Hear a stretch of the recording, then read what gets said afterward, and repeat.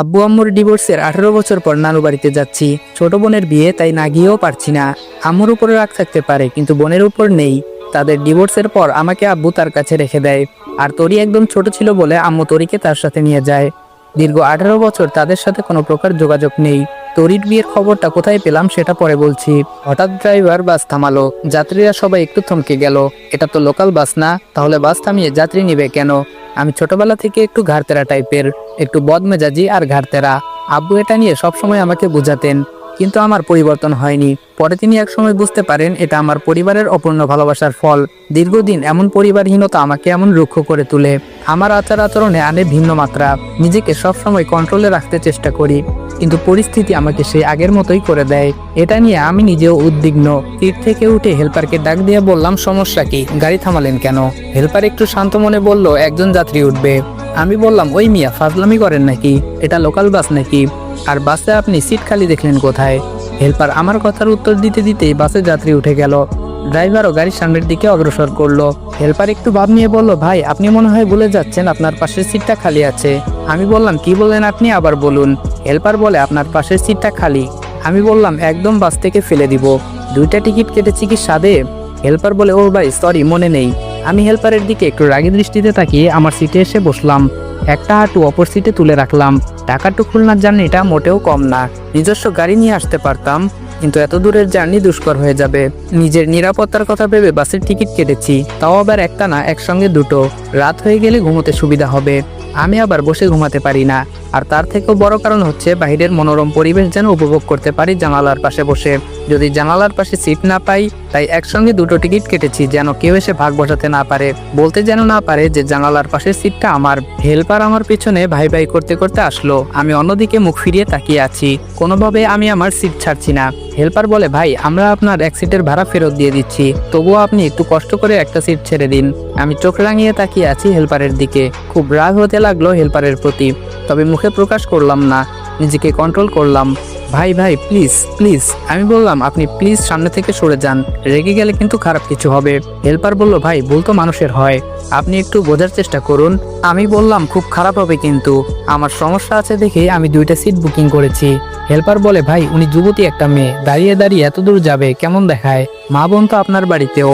আমি বললাম, just shut up, সব কিছুতে মা বোন টেনে আনেন কেন? যান সামনে থেকে। আমার ধমক খেয়ে চলে গেল সে। আমি অন্যদিকে তাকিয়ে আছি। আমার সিটের পাশে কারো উপস্থিতি টের পাচ্ছি। সিটের উপর হাত রেখে দাঁড়িয়ে আছে। বুঝতে বাকি নেই অনাকাঙ্ক্ষিত যাত্রী। সে যেই হোক, আমার সিট ছাড়তে আমি অসম্মত। আমি একবার মেয়েটার দিকে দৃষ্টি দিলাম। দেখে মনে হচ্ছে কোনো কলেজের স্টুডেন্ট, হোস্টেল থেকে ফিরছে, কেননা কাঁধের মাঝে বেশ বড়সড় একটা স্কুল ব্যাগ। আর বাস থামিয়েছিল একটা মহিলা হোস্টেলের সামনেই। মেয়েটার শ্যামবর্ণ মুখের রং, তবে ততটা কালোও নয়, আবার অতটা সুন্দরও না। তবে মুখের মাঝে আছে অজস্র মায়ের বসবাস। শ্যামলা মেয়েরা এমনিতেই অনেক মায়াবী হয়। আমি অবশ্য কাউকে বাস্তবে তেমন দৃষ্টিভঙ্গিতে দেখিনি। বিদেশে সাদা চামড়ার মানুষ দেখতে দেখতে অভ্যস্ত, তাই এই শ্যামলা চেহারার মায়াবতী কখনো তেমনভাবে দেখা হয়নি। দেখা হয়েছে হয়তো অনেকবার, কিন্তু খেয়াল করা হয়নি শ্যামলা মেয়েরা মায়াবতী হয়। সেটা হুমায়ুন আহমেদের কোনো এক উপন্যাস না গল্পের যেন পড়েছি, সঠিক মনে নেই। বাক্যটা মনে আছে, কিন্তু গল্প মনে নেই। যাই হোক, প্রায় 15 মিনিট হতে চললো। মেয়েটাও কিছু বলছে না, বসবে কি না। আমিও বলছি না। হেল্পার কিছুক্ষণ পর পর পেছনে তাকিয়ে দেখছে আমি সিট ছেড়েছি কিনা।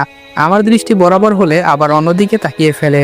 আশেপাশে তাকিয়ে দেখলাম অনেক যুবক আর মাঝবয়সের লোক মেয়েটাকে চোখ দিয়ে গিলে খাচ্ছে।